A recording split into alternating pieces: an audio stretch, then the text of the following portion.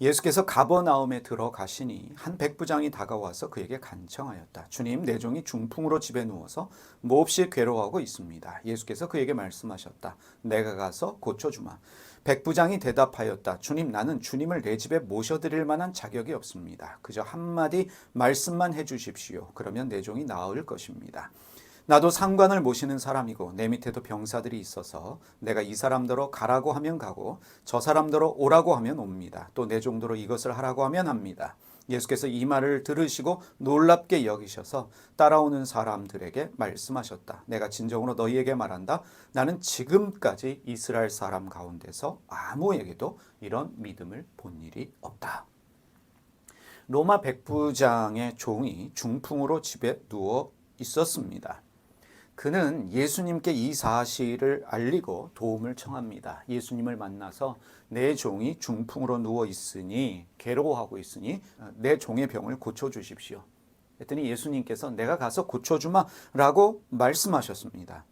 그런데 백부장은 주님, 내 집에 오심을 내가 감당치 못하겠습니다. 나는 그럴 자격이 없는 사람입니다. 한 말씀만 해주셔도 내 종의 병이 나을 것입니다. 라고 말을 합니다. 그런데 예수님은 백부장의 이 말을 들으시고 놀라셨습니다. 그리고 말씀하십니다. 내가 이스라엘 사람들 가운데서 아무에게도 이런 믿음을 본 일이 없다라고 말씀하십니다. 이 부분에 주목해 보십시오. 예수님께서 나는 이스라엘 사람들 가운데서 이런 믿음을 본 일이 없다라고 말씀하시는데 예수님께서 놀라시고 예수님께서 감동하신 백부장의 믿음은 어떤 믿음인가 우리가 생각해 보기를 원합니다. 백부장은 예수님께서 종의 병을 고쳐주실 것을 믿었습니다. 예수님이 칭찬하신 믿음이 바로 그 믿음일까? 예수님이 말씀만 하셔도 내 종의 병이 낫는다라고 하는 그 믿음을 예수님이 칭찬하신 것일까? 그런데요, 여러분, 예수님 당시에 이런 믿음을 가진 사람들은 많았습니다. 예수님이 나의 병을 고쳐주신다 믿음 가진 사람들은 의외로 많았어요. 예수님께서 백부장 종의 병을 고쳐주시기 직전에 만난 사람이 나병 환자입니다. 그 나병 환자도 예수님을 만나서 했던 이야기가 내 나병을 고쳐주실 줄 믿습니다. 믿었고 병 고침을 받았습니다. 혈우병에 걸렸던 여인은 예수님의 옷자락만 만져도 내 병이 나을 것이다 믿음을 가졌던 사람입니다.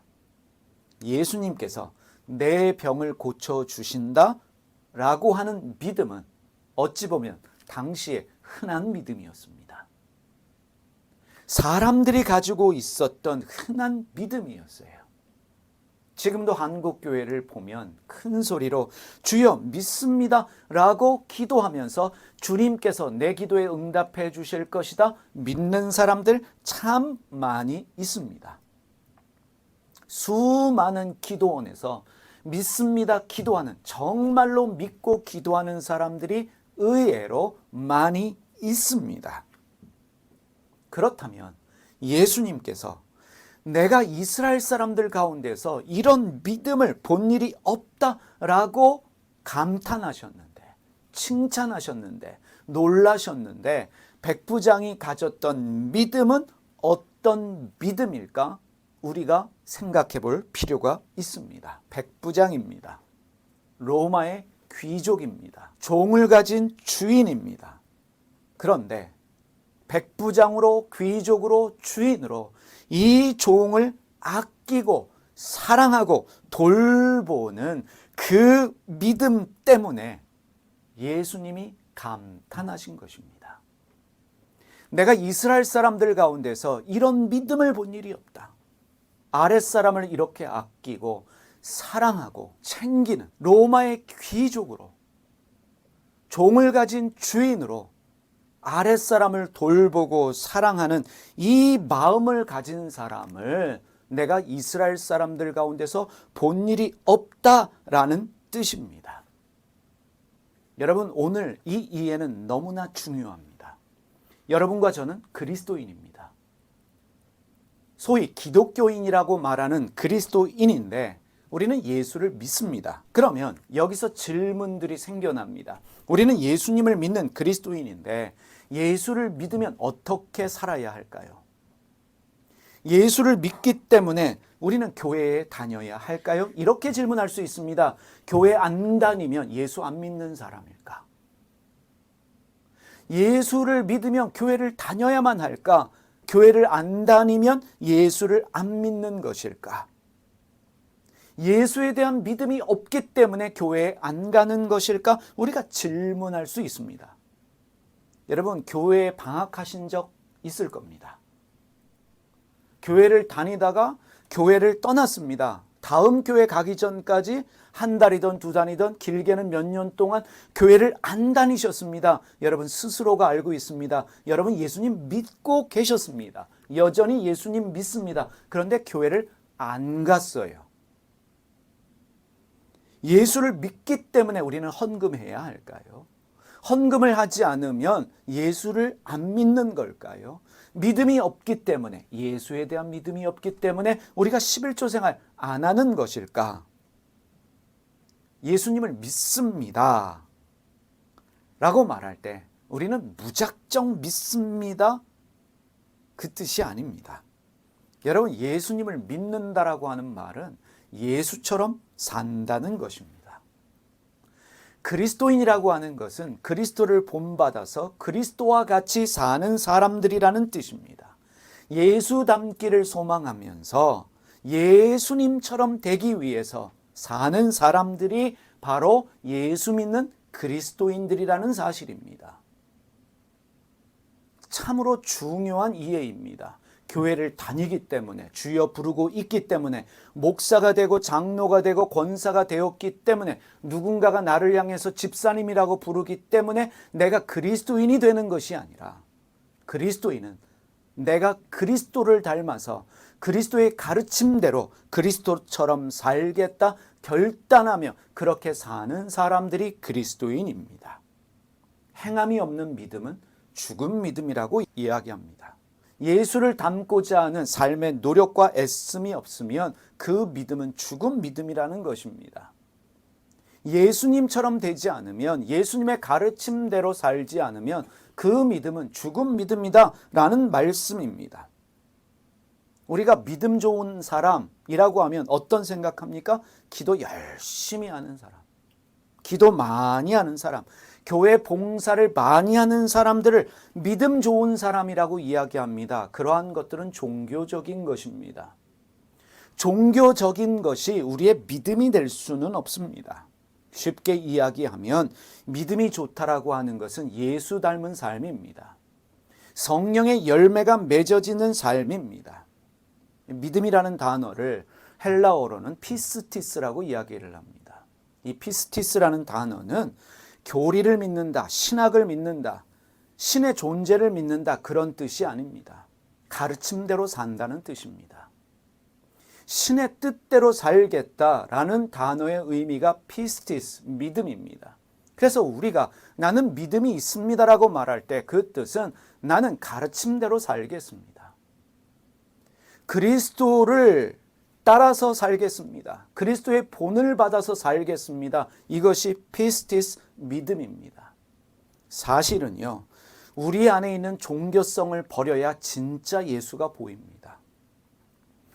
기독교라고 하는 이 종교 안에서 내 종교성을 버려야만 진짜 예수가 보이는데, 내 안의 종교성 때문에 내가 기도를 열심히 해야만 나에게 복을 주고 나를 구원하는 그러한 예수로밖에 보이지를 않아요. 내 안의 종교성 때문에 예수님 따르는 삶이 아니라 종교적인 열심으로 내가 살아가면서 구원받으려고 하고 하나님의 뜻을 추구하려고 합니다. 여러분, 사실 교회 다니지만 예수 안 믿는 사람들 참 많이 있습니다. 목사이지만 예수 안 믿는 사람들 많이 있습니다. 예수를 종교의 신으로 믿어요. 예수를 종교의 신으로 믿고 있기 때문에 기도 많이 해야 하고 헌금을 많이 해야만 예수가 나를 좋아한다. 예수가 나를 기억하고 나에게 복을 준다. 종교의 신으로 예수를 믿는 사람들은 많은데 진짜 예수를 믿으면서 예수를 본받아 사는 예수 믿는 사람들은 찾기 힘든 시대입니다. 헌금 많이 한다고, 기도 많이 한다고 예수님이 감동하실까? 복음서를 보십시오. 예수님은 그러한 것에 절대 감동하지 않으십니다. 예수 믿는다는 것은 예수와 같이 되는 것입니다. 원수도 사랑하고요. 남이 누군가가 내 뺨을 때리면 다른 쪽 뺨을 내밀고요. 누군가가 오리를 가자고 하면 십리를 함께 가주는 것, 그것이 예수님을 믿는 삶입니다. 예수님이 사람들에게 외치신 말씀이 회개하라 였습니다. 회개가 무슨 뜻입니까? 나를 믿어라. 다른 신 믿지 말고 다른 종교 가지지 말고 나 예수를 믿어라. 그런 뜻으로 회개를 말씀하지 않으셨습니다. 회개는 무슨 뜻입니까? 네 생각을 고쳐먹어라. 네 삶의 방식을 다르게 해라. 되어야 될 네가 되어라. 하나님이 너에게 주신 그 신의 성품을 회복해서 신처럼 살아라. 하나님처럼 살아라. 그게 회개입니다. 다시 말하면 회개는 하나님 뜻과 상반되어지는 그 모든 것들을 버리라는 뜻입니다. 신처럼 살아라. 하나님의 형상과 모양대로 창조되어진 너의 모습으로 살아가라. 이것이 회개입니다. 그런데 우리는 이미 종교적이 되었기 때문에 회개라는 이야기를 하면 헌금하지 못하는 자기 자신, 헌신하지 못하는 자기 자신, 교회에 열심히 봉사하지 못하는, 기도 제대로 하지 못하는 자기 자신을 자책하는 것을 회개로 생각합니다. 예수님이 말씀하셨습니다. 나를 따라오려는 사람은 자기를 부인하고 날마다 자기 십자가를 지고 나를 따라오너라. 이게 예수 믿는 그리스도인입니다. 나를 따라오려는 사람은, 나를 믿으려는 사람은 자기를 부인하고, 자기를 부인한다는 게 무슨 뜻이에요? 지금까지 네가 살아오던 삶의 방식을 버리라는 것입니다. 네 고집을 버리고 네 생각을 버리고 너의 옛사람을 버리고 날마다 십자가를 지고, 십자가는 죽이는 거예요. 너 자신을 죽이면서 나를 따라오너라. 나를 따라올 때 뭐가 보여요? 신의 속성이 보여요. 신의 성품이 보여요. 나처럼 살라라고 말씀합니다. 이것이 예수 믿는 삶입니다. 옥스퍼드 대학의 인류학 교수였던 로버트 마렛은 이런 이야기를 했습니다. 인간은 이성적이라기보다는 종교적이다. 다시 말하면 모든 인간은 종교성을 가지고 있다는 것입니다. 어떤 형태로든 종교성을 가지고 있습니다. 신을 믿지 않는 무신론자들조차도 신의 유무, 신이 있다 없다를 말하면서 자기의 종교성을 말하는 것입니다. 누구도 예외 없이 종교성이라는 것을 가지고 있습니다. 인간이 종교성을 가질 수밖에 없는 이유는 죽음 때문입니다. 모든 인간은 자기의 죽을 날이 다가옵니다. 죽음이 두려운 인간은 종교를 만들어서 신을 믿기 시작했습니다. 죽음에 대한 두려움을 극복하고자 신을 만들어서 신을 믿기 시작했는데 그것이 종교가 되었습니다. 그래서 세상에는 참 많은 종교가 있어요. 그런데 문제는 여기 있어요. 종교는 다 좋은 종교가 아니라는 거예요. 종교는 좋은 종교가 있고 나쁜 종교가 있습니다. 진짜 종교가 있고 가짜 종교가 있어요. 종교가 사람을 살리기도 하는데 어떤 종교는 사람을 죽이기도 합니다. 진짜 종교, 가짜 종교가 있어요. 좋은 종교가 있고 나쁜 종교가 있어요. 사람을 살리는 종교가 있고 사람을 죽이는 종교가 있습니다. 그러면 어떻게 진짜 종교, 가짜 종교를 구분할 수 있을까? 좋은 종교와 나쁜 종교의 구분점은 무엇인가? 사람 살리는 종교와 사람 죽이는 종교를 우리는 어떻게 구분해 볼 수 있을까? 여러분 질문해 보겠습니다. 이슬람이 진짜 종교일까요? 가짜 종교일까요? 여러분 대답 잘 하셔야 됩니다. 또 이렇게도 질문해 보겠습니다. 이슬람이라고 하는 종교가 좋은 종교일까요? 나쁜 종교일까요? 질문을 바꿔보겠습니다. 불교는 어떤 것 같아요? 불교가 좋은 종교일까요? 나쁜 종교일까요? 진짜 종교일까요? 가짜 종교일까요? 불교는 사람을 살리는 종교일까요? 사람을 죽이는 종교일까요? 어떤 사람들은요, 자기가 믿는 종교 외에 다른 종교는 다 가짜라고 이야기합니다. 자기가 믿는 종교 외에 다른 종교는 다 나쁘다라고 이야기합니다. 그래서 내가 믿는 종교 외에 다른 종교는 전도의 대상입니다. 타도의 대상입니다. 이런 사람들을 근본주의자라고 이야기를 합니다.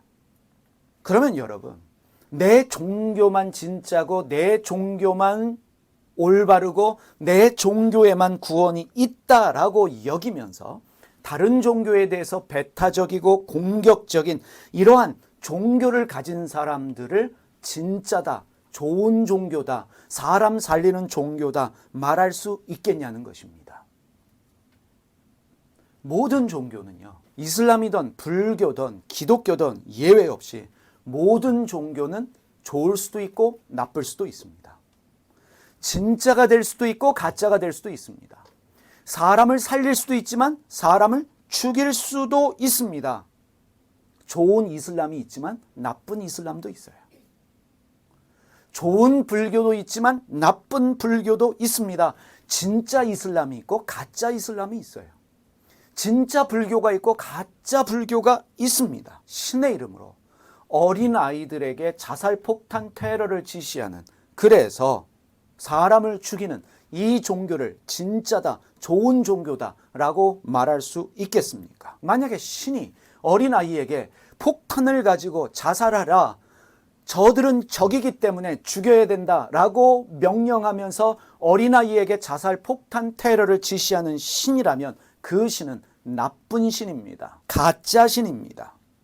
그러한 신을 믿고 있는 종교는 가짜 종교입니다. 나쁜 종교입니다. 사람 죽이는 종교입니다. 사람 죽이는 종교를 어찌 좋은 종교다, 진짜 종교다 말할 수 있겠습니까? 모든 이슬람이 사람 죽이지 않아요. 모든 이슬람이 자살 폭탄 테러 지시하지 않습니다. 선함으로 구제하고 이웃을 위해 헌신하는 좋은 이슬람들도 있습니다. 진짜 이슬람들도 있어요. 불교도 마찬가지지요. 좋은 불교가 있고 나쁜 불교가 있습니다. 사람 살리는 불교가 있고 사람 죽이는 불교가 있습니다. 진짜 불교가 있고 가짜 불교도 있습니다. 그러면 그리스도교, 기독교는 어떨까요? 우리는 예수를 믿는 기독교인 그리스도인들인데 모든 그리스도교가, 모든 기독교가 좋다라고 말할 수 있겠습니까? 기독교가 진짜다라고 감히 말할 수 있겠습니까? 여러분, 기독교가, 그리스도교가 좋을 수도 있지만 나쁠 수도 있어요. 아주 쉽게 이야기하면 좋은 교회가 있지만 나쁜 교회가 있어요. 사람 살리는 교회도 있지만 사람 죽이는 교회도 있다는 것입니다. 역사를 살펴보면 지금까지 그리스도교는 하나님의 이름으로 많은 사람을 차별하고 학대하면서 심지어 죽였습니다. 하나님의 이름으로 전쟁을 하고, 하나님의 이름으로 인종차별하고, 하나님의 이름으로 여성차별하고, 하나님의 이름으로 수많은 사람들을 죽였습니다. 유대인들 600만 명을 죽인 홀로코스트도 하나님의 이름으로 죽인 것이에요. 유대인들은 죽어 마땅하다 여기던 교회가 히틀러 뒤에 있었다는 사실을 여러분이 알고 계십니까? 사실은요, 종교 가지는 것만큼 위험한 일이 없어요. 인류학적으로, 역사학적으로 보면 종교는 유익했을 때보다 해가 됐을 경우가 더 많이 있어요. 종교를 가진다, 위험한 일입니다. 종교를 가지면, 그래, 종교 가진다고 나쁜 사람 되겠어? 그거 잘못 알고 있는 거예요. 종교를 가짐으로 나쁘게 될 수 있어요. 교회 가서 나쁜 거 배우겠어? 교회 가서 나쁜 거 배울 수 있어요.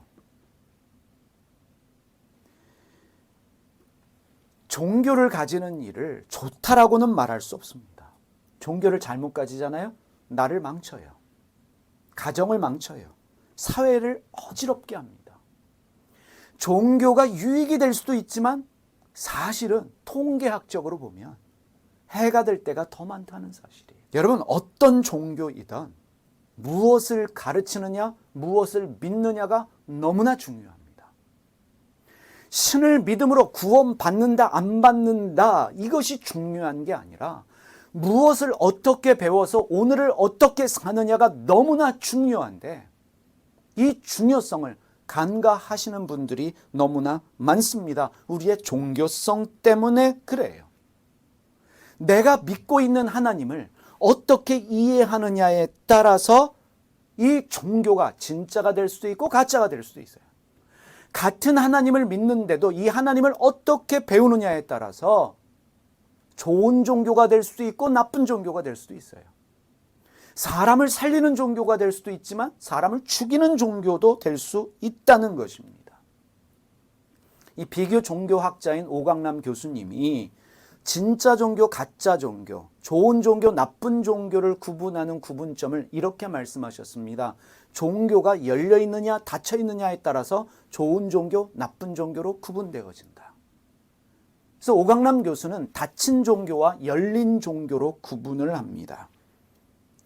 닫혀 있느냐, 열려 있느냐에 따라서 종교가 좋은 종교도 될 수 있지만 나쁜 종교도 될 수 있다는 것입니다. 닫힌 종교는 어떤 종교냐? 닫힌 종교는요, 절대적인 권위에 무조건 순종하라고 가르칩니다. 하나님께 무조건 순종. 종교 권위자, 교회로 얘기하면 목사에게 무조건 순종, 복종을 가르칩니다.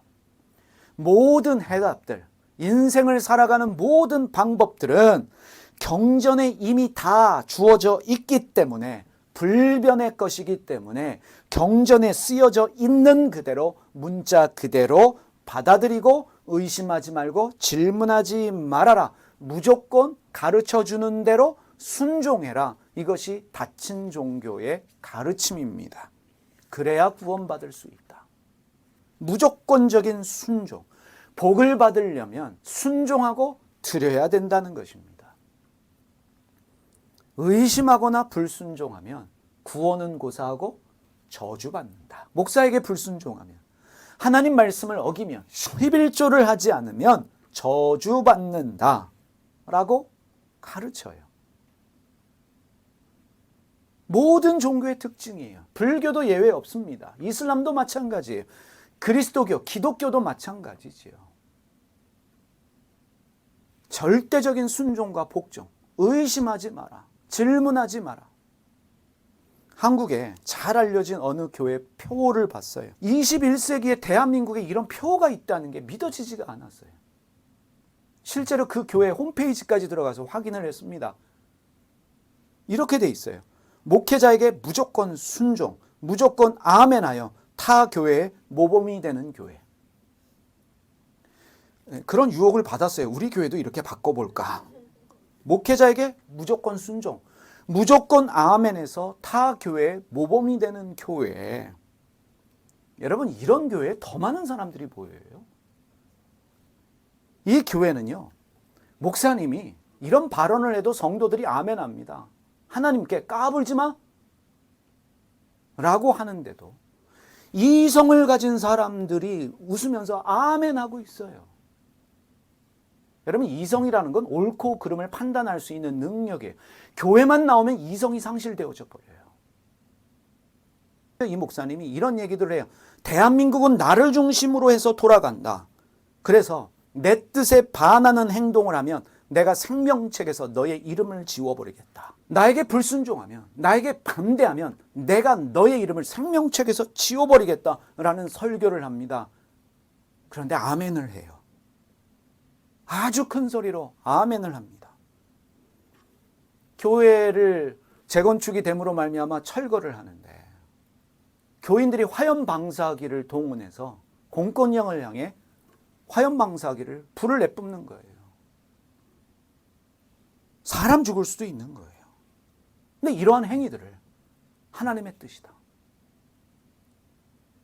정부가 정한 것보다 엄청나게 더 많은 돈을 받겠다고 투쟁하고 싸우는데 이게 하나님의 뜻이라고, 하나님의 일이라고 말하면서 목숨을 겁니다. 그런데 오히려 헌금을 더 많이 하고 수천 명의 사람들이 그 교회를 다닙니다. 대한민국의 앞날이 참 암울하다라고 하는 이유가 무엇이냐면 그 목사의 눈치를 보는 정치인들이 있다는 사실이에요. 여러분, 닫힌 종교는요, 공격적입니다. 타 종교에 대해서 공격적이고 배타적입니다. 타도의 대상으로. 죽여야만 하는 대상으로 여깁니다. 그래서 타 종교에 대한 예의도 없어요. 존중도 없어요. 예를 들면 석가탄신일, 불교의 잔칫날이에요. 부처님 생일날이에요.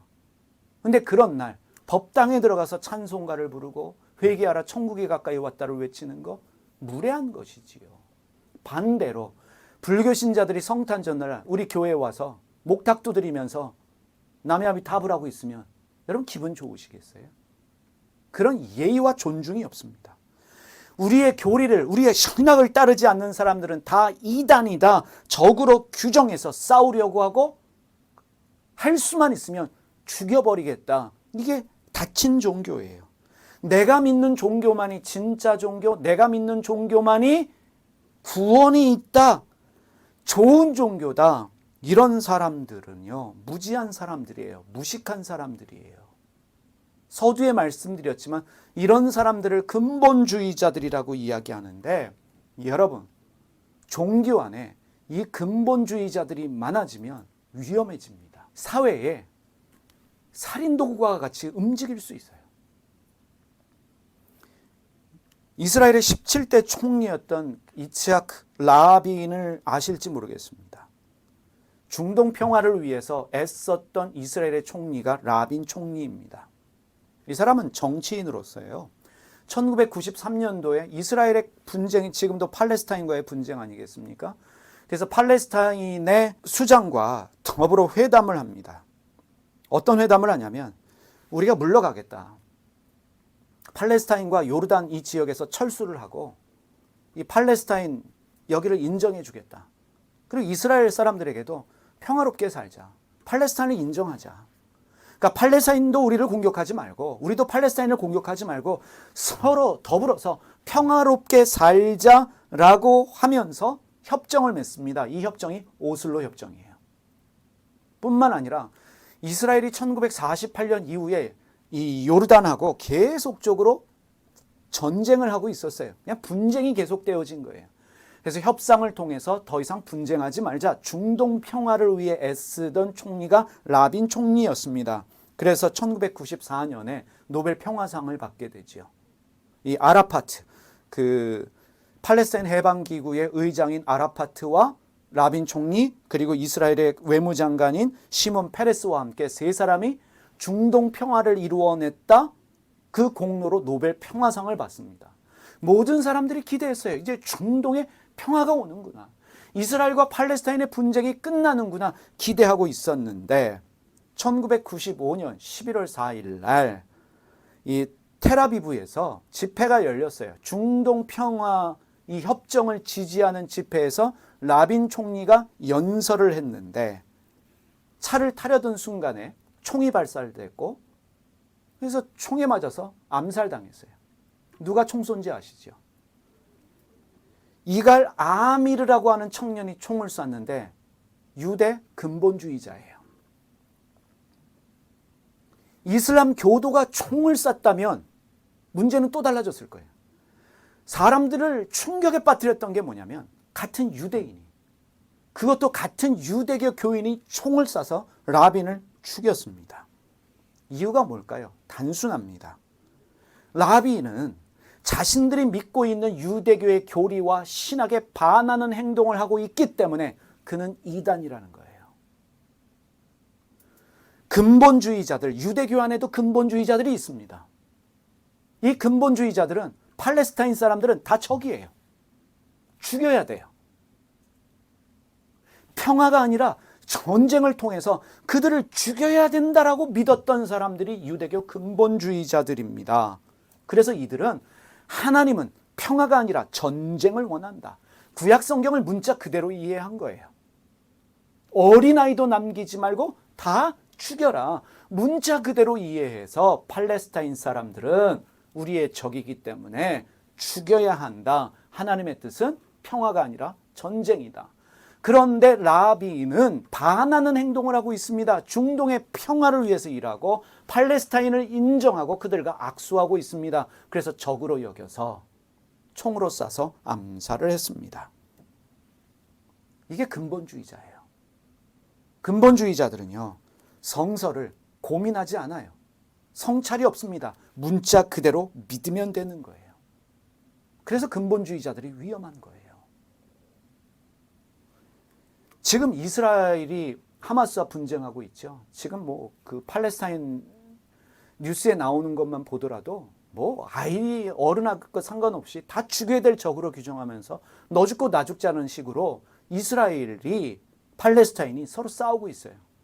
지금 미국도 당황스러운 거예요. 눈에 불을 켜고 두 나라가 서로 죽이겠다고 난리예요.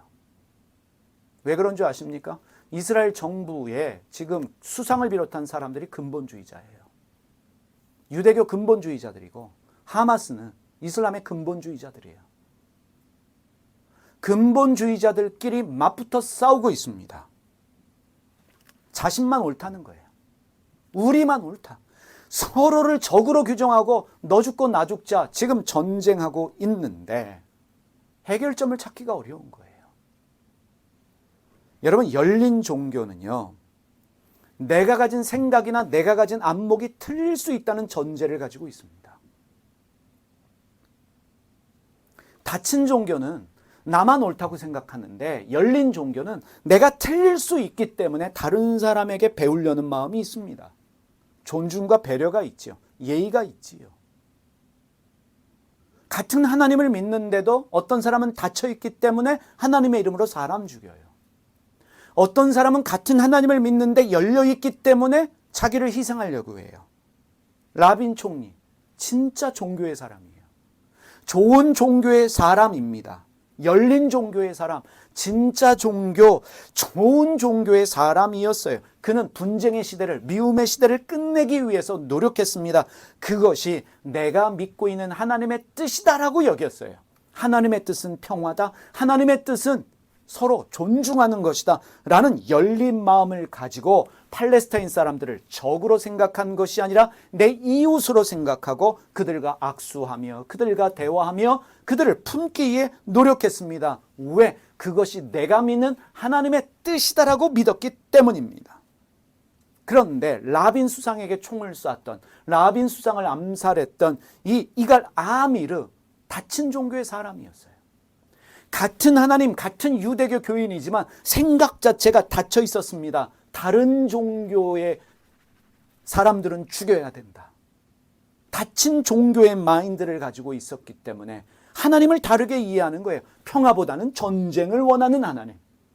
우상 숭배하는 이교도들은 다 죽이기 원하시는 하나님이다 라는 생각을 하니까 결국 두려움도 없이 겁도 없이 총으로 라빈 총리를 죽이면서 나는 하나님의 뜻을 행했다. 이 무지함과 무식함이 나오는 거예요. 두 사람은 같은 종교, 같은 하나님을 믿으면서도 생각이 달랐습니다. 삶의 방식이 달랐어요. 종교의 문제가 아니에요. 하나님 문제도 아니에요. 성서 해석이 문제예요. 누가 가르치느냐, 누구에게서 배우느냐가 그래서 중요합니다. 같은 성서 구절인데도요, 똑같은 구절을 가지고 남을 살릴 수도 있지만 남을 죽일 수도 있어요. 이해가 되십니까? 같은 하나님을 믿으면서도 어떤 사람은 선함이 나오고 어떤 사람은 악함이 나와요. 어떻게 배우느냐가 중요해요. 제가 한번 말씀드린 것 같은데 어느 시골 할머니는요, 평생 동안 외식이라는 걸 하지 않으셨어요. 왜냐하면 이분은 성서를 열심히 읽으시는데 예수님 말씀에 외식하지 말라는 말씀을 읽고 나서 그 외식이 밖에서 밥 먹는 외식인 줄 알고 평생 동안 예수님 뜻대로 살기 위해서 외식이라는 걸 하지 않으셨습니다. 웃긴 얘기가 아니에요. 실화예요. 이 자식이 말한 거예요. 우리 어머니는 고집스럽게도 외식을 하지 않는데 예수님의 그 말씀을 그렇게 이해하셨기 때문이다. 그분이 다니고 있던 시골교회 목사님도 이걸 가르쳐 주지 않으셨던 것 같아요.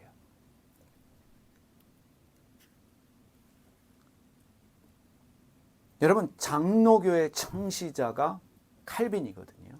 깔뱅이라고 부르는 칼빈이 장로교의 창시자인데 원래 프랑스 사람이에요. 종교 박해를 피해서 스위스 제노바라는 곳으로 피신했는데 그러면서 종교개혁을 주도한 인물, 이 장로교를 시작한 인물을 칼빈으로 이야기를 합니다. 이 당시 제노바라는 그 스위스의 도시가 종교 법원이 통치를 하고 있었습니다. 종교 법원이 절대적 권위를 가지고 이 도시를 통치하고 있었는데 이 칼빈이 이 종교 법원의 주도권을 가지게 됐습니다. 당시 이 제노바 인구가 13,000명이었어요. 13,000명 모이는 도시가 제노바였는데 칼빈이 어떤 일을 했냐면 13,000명이 모이는 제노바를 세 구역으로 나누었습니다. 세 구역으로 우리로 얘기하면 교구로 나눈 거예요. 1교구, 2교구, 3교구. 1목장, 2목장, 3목장으로 나누어서 주일날 예배를 드리는데 여기서 이제 장로교의 예배 전통들이 생겼어요. 주일날 예배를 3번 드립니다. 새벽 예배, 12시 예배, 그리고 저녁 예배. 주일날은 반드시 예배를 3번 드리는데 3번 예배 다 참석해야 하고요. 그리고 월요일날 예배가 있고 수요일날 예배가 있고 금요일날 예배가 있습니다. 반드시 참석해야 됩니다. 제노바 시민으로 예배를 빠지면 벌금을 내게 되어 있습니다. 일요일날, 주일날은 3번 예배 드려요. 한 번이라도 빠지면 벌금. 월요일 예배, 수요 예배, 금요일 예배. 그래서 3일 예배, 금요 철야 예배 다 여기서 나온 전통들이에요. 빠지면 벌금입니다. 원래 장로교 전통이 그래요. 그러니까 우리도 예배 이유 불문하고 빠지면 벌금 제도를 만들어 버릴까요? 그런 거예요. 벌금 부과하고요. 게을러서 빠지는 사람들이 있어요. 직분이 왜 생겼냐면 이 사람들 관리하도록 직분자가 생긴 거예요. 여러분 어떻겠어요? 사람들이 숨 쉬고나 살 수 있었을까? 사람들이 겉보기에 야 제노바가 완전히 기독교 도시가 됐어. 성시화가 됐어. 좋아하지만 제가 볼 때 거기서 사는 사람들은 숨 막혔을 거예요. 특히 애들은요. 애들도 예외 없이 주일날도 새벽 예배 드리고 나면 집에 와서 밥 먹고 12시에 가서 또 예배 드리고요. 저녁에 가서 또 예배 드려요. 그리고 다음날 월요일날 또 예배 드려야 된대요. 수요일날 또 예배 드려야 된대요. 금요일날 또 예배 드려야 된대요. 안 나오면 벌금. 안 나오면 늘 와서 또 그 당시 전화도 없었잖아요. 담당하시는 분이 오셔가지고 벌금이 쌓여가는데 근데 사는데 문제가 생기는 거예요. 사는데 문제가 생겨요. 종교 도시가 돼버렸기 때문에 종교성이 없으면 살아가기 힘든 거예요. 그래서 칼빈의 성서 해석은 거의 절대권을 가지게 되었고 칼빈이 성서를 어떻게 해석하느냐에 따라서 죄가 되기도 하고 죄가 안 되기도 하는 거예요. 종교 법원에서 판결을 해요. 그래서 제노바가요 도둑도 없고 깨끗했다고 그러는데 또 이해가 돼요. 왜냐하면 칼빈이 어떤 법들을 만들었냐면 노래 부르면 안 돼요.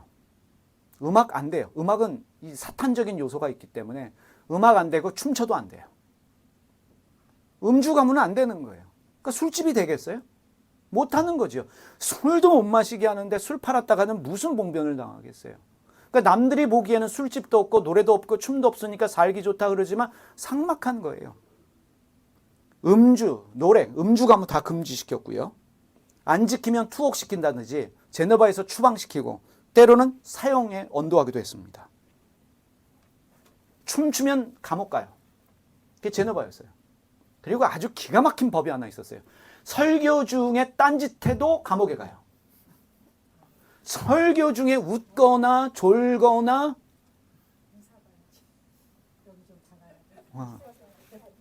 그죠? 그런데 사람들은요, 여러분 아세요? 이런 도시를 꿈꿔요. 소위 성시와 운동하시는 분들이 이런 도시를 꿈꾸는 거예요. 뭐든지 적당해야 돼요. 그런데 4년 동안 칼빈이 영향을 미쳤던 4년 동안 기록에 보니까 76명이 추방당했어요. 너는 이 도시에 살 자격이 없어. 그 당시에 추방이라고 하는 거는요, 거의 삶의 터전을 잃어버리는 거예요. 76명이 추방당하거나 감옥에 갇혔고, 하나님 말씀을 어겼다는 이유로 화형당한 사람이 58명이에요. 처형당한 이유는 예정서를 안 믿었기 때문에, 삼위일체 교리를 안 믿었기 때문에, 유아 세례를 반대하거나 성만찬에 대한 다른 교리가 있었기 때문에, 쉽게 말하면 칼빈이 말한 교리에 동의하지 않으면 화형을 시켰습니다. 기독교가 감추고 싶은 역사예요. 스페인 학자 세르베투스라는 사람이 있습니다. 이 세르베투스가 중요한 이유가 있어요. 이 사람이 스페인 사람인데 그 옛날에 혈액순환을 발견한, 이 몸의 혈액순환이 어떻게 되는지를 발견한 의사였습니다.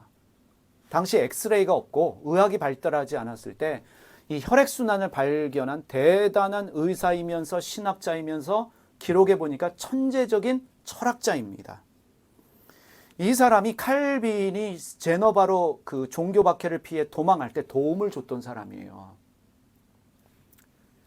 근데 이 사람이 책을 쓰면서 칼빈이 기독교 강요라는 책을 썼는데 칼빈의 교리에 문제가 있다. 예를 들면 삼위일체, 유아세례 등은 교회를 부패시키는 요인이 될 것이다 라고 말하면서 칼빈의 교리를 지적을 했습니다. 쉽게 말하면 칼빈이 쓴 기독교 강요라는 책에 대한 비판을 했습니다. 그래서 어떻게 됐을까요? 이단이 되었습니다. 순식간에 이단이 되어서 제너바에서 체포가 되었는데, 그리고 내려진 판결이 화형이었습니다. 42살이었어요. 이 뛰어난 탁월한 의사이면서 철학자인 이 사람을 칼빈의 신학 교리와 말한 것에 동의하지 않는다는 이유로 이단이 되어서 화형에 처해졌는데 42살에 화형을 당하면서 이 세르베투스가 외쳤던 마지막 말이 이것입니다. 영원하신 하나님의 아들 예수여, 나를 불쌍히 여기소서 기도했고, 그리고 불에 타 죽었습니다. 그래서 생겨난 것이 장로교예요. 이게 소위 말하는 기독교 교단들의 역사입니다. 칼빈은요, 교리와 신학을 지키기 위해서 사람을 화형에 처했습니다. 춤도 못 추게 하고 노래도 못 부르게 했습니다. 여러분, 과연 하나님이 신학과 교리가 좀 다르다는 이유로 사람 죽이는 것을 원하실까? 내가 믿는 하나님이 신학 좀 다르다고, 교리가 다르다고 죽여야 돼, 이런 종교 생활을 과연 우리가 믿는 하나님이 원하실까? 나를 위해, 온 인류를 위해 십자가에 죽으셨다라고 말하는 그 예수님이 신학과 교리 때문에 다른 사람 죽이는 것을 원하실까? 이성이 있다면 판단이 가능한데 이 종교성은요, 종교성이 강해지면 이성이 죽어버려요. 그래서 나쁜 교회 다니면 생각을 못하게 해요. 이성을 마비시켜요. 왜 이단이겠어요? 왜 사입이겠어요? 사람이 건강하게 합리적으로 생각할 수 있는 그 기능을 마비를 시켜버리기 때문에 이단이 나쁜 거예요. 여러분, 그런 하나님 믿지 마세요. 만약에 기독교가 말하는 하나님이 그런 하나님이라면 목사도 하지 말고 교회도 다니지 마세요.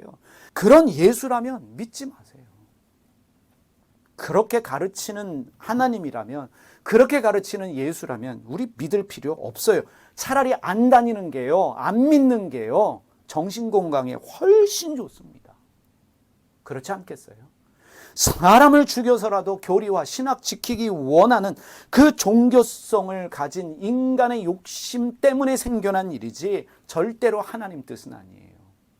그런데 이 종교성을 가진 사람들은 그것이 마치 하나님의 뜻인 양 가르치면서 나에게 순종하면서 정말 아까운 청춘들의 인생을 망가뜨리고 사람들이 힘들게 노동해서 번 노동의 그 열매들을 드리는 헌금을 통해서 자기 사리사욕 채우는 거예요. 생각하셔야 돼요. 이성을 가지고 움직이셔야 돼요. 교회를 지키기 위해서, 사람들이 만든 교리와 신학을 지키기 위해서 사람 죽이는 종교는 나쁜 종교예요. 가짜 종교예요. 그들이 근본적인 문제가 무엇이냐? 사람에 대한 존중이 없어요. 근본주의자들의 문제가 뭐냐? 사람 생명 귀한 줄을 몰라요. 하나님이요, 우리를 하나님의 형상과 모양대로 창조하셨다는데 우리 모두는 신적인 요소를 가지고 있어요. 그래서 예수님이 회개하라, 네 안에 잃어버린 하나님의 신적인 요소, 이걸 회복하라, 회개를 외치셨는데 좀 배웠다는 사람들이 종교성을 가지고 다 바꿔버렸어요. 종교를 만들어버렸어요. 기독교의 불행이 뭔 줄 알아요? 종교를 만들어버린 거예요. 하나님을 왜곡시켜버린 거예요. 하나님을 정말 말도 안 되는 사이비 이단들이 섬기는 그런 우상으로 만들어버린 거예요. 그걸 판단할 수 있는 이성이 있음에도 불구하고 뭐가 잘못됐는지, 무슨 약을 먹었는지 박수치고 아멘 하면서 목사님 우리 목사님 하면서 시키는 대로 다 해요. 불쌍해요. 이게 우리의 불행이에요. 원수도 사랑하라고 예수님 말씀하셨는데 예수님 말씀은 다 어디로 가버렸어요. 여러분, 지금 예수님 말씀이 없어졌어요. 여러분, 죄송하지만요, 찬송가를 고를 때마다 마음이 아픈 게 뭔지 알아요? 예수님 설교로 만든 찬송가가 거의 없어요. 맨날 싸우고 전쟁하세요. 여러분, 찬송가 가만히 보세요. 우린 찬송가라고 은혜롭게 부르지만 가만히 생각해 보면요, 맨날 전쟁하고 싸우고 죽이고, 뭘 이렇게 싸우고 죽일 게 많아요. 미국 사람들이 미 대륙 점령하면서 만든 찬송가들이에요. 인디안 죽이자고 만든 찬송가예요. 우리가 왜 추수감사절 안 하게 해요? 인디안들 죽여놓고 하나님의 은혜입니다, 감사해서 드린 게 추수감사절이에요. 왜 우리가 헌금을 하냐고요? 왜 우리가 호박을 갖다 놓냐고요? 적어도 생각 있는 사람이면 추석 때 감사해야죠. 아니, 그때 추수감사절 헌금하라고 하면 또 그거 갖다 바치는 사람들은 뭐예요? 사실은요, 종교성으로 훈련시켜야 교회도 잘 되고 헌금도 많이 거치고 그래요. 그게 하나님 원하시는 걸까요? 아니요. 예수님처럼 사는 거는요, 왕따 당하는 거고요. 예수님처럼 사는 거는요, 십자가에 못 박혀 죽임 당할 각오를 해야 돼요. 어느 분은요, 자기 자식 동성연애자라고 교회에서 직분을 안 줬대요. 그런 교회 왜 다니냐고 그랬어요.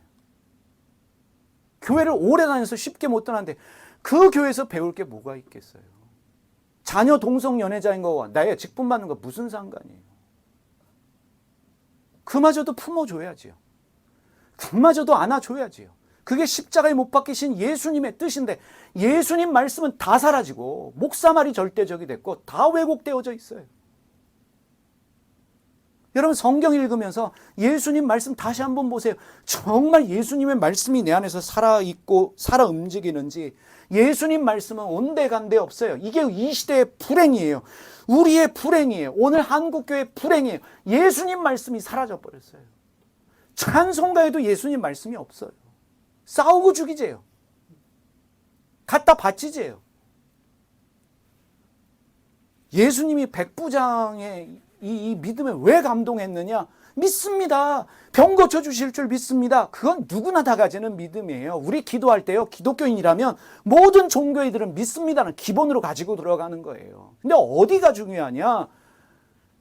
예수님이 감동하셨던 것은 믿습니다가 아니라 그 종을 그렇게 아끼는 이런 주인을, 이런 귀족을, 이런 백부장의 마음을 내가 이스라엘 사람들에게서 본 적이 없다. 그게 진짜 믿음 아니겠어요? 이웃을 내 몸과 같이 사랑하는 그 믿음이 중요한 믿음인데 우리는 종교가 좀 다르다고, 피부색이 다르다고, 정치적 성향, 그리고 성적 지향성이 다르다고 대적하고 미워합니다. 그거 없애자는 거예요. 종교가 다르지만, 피부색이 다르지만 정치적 성향과 성적 지향성이 다르다라고 할지라도 함께 하려는 믿음, 존중하려는 믿음. 네 안에도 하나님이 계시는구나. 네 안에도 예수님이 계시는구나. 기도를 많이 하면 뭐 하나님이 살아계신 사람이고, 기도를 좀 적게 하면 믿음이 없는 사람이고, 이런 거 치우고요. 기도를 좀 적게 해도, 뭘 좀 안 해도 그 안에 하나님 계시는 것을 알고 존중하려는 마음, 도와주려는 마음, 섬기려는 마음. 예수님이 원하시는 믿음은 정말 복음서를 읽어보세요. 종교적인 게 아니에요. 믿습니다. 나음을 주실 줄 믿습니다. 이게 아니에요. 우리가 지향하는 믿음, 어떤 믿음일까? 우리 영광장로교회 몇 명 안 되는 교우들이 지향하는 믿음이 바로 이거예요. 예수님이 원하시는 그 믿음은 종교성이 아니라 사랑이다. 신의 속성은 사랑입니다. 사랑이 없으면 울리는 꽹가리예요. 사랑이 없으면 아무리 방언해도요, 능력이 없는 거예요. 그런 믿음의 사람이 되자. 그런 사람들이 모여있는 교회가 한번 돼보자.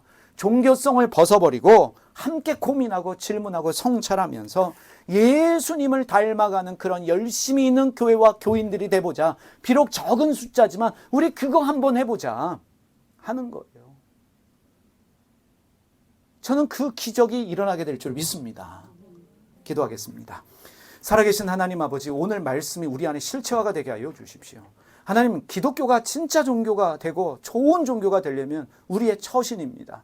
우리가 믿는 하나님, 사람 죽이기 원하는, 사람을 억압하는 하나님이 아니라 우리 인간을 위해서 십자가에 못 박혀 죽으신 그 하나님인데, 사람을 존중하고 사람을 위하시는 그 하나님인데, 그 하나님에 대한 깨달음과 믿음이 우리 안에 있게 하여 주시고, 우리 영광장로교회 교우들 예수 믿는 그 삶의 모습이 드러나게 하여 주시옵소서. 방언을 좀 못해도, 기도를 열심히 못해도, 헌금을 좀 제대로 못해도 예수님 닮은 모습들이 내 생각과 말과 행위에서 우러러 나올 수 있는, 배어 나올 수 있는 그런 신앙의 사람들 다 되게 하여 주시옵소서. 예수님의 이름으로 기도드립니다.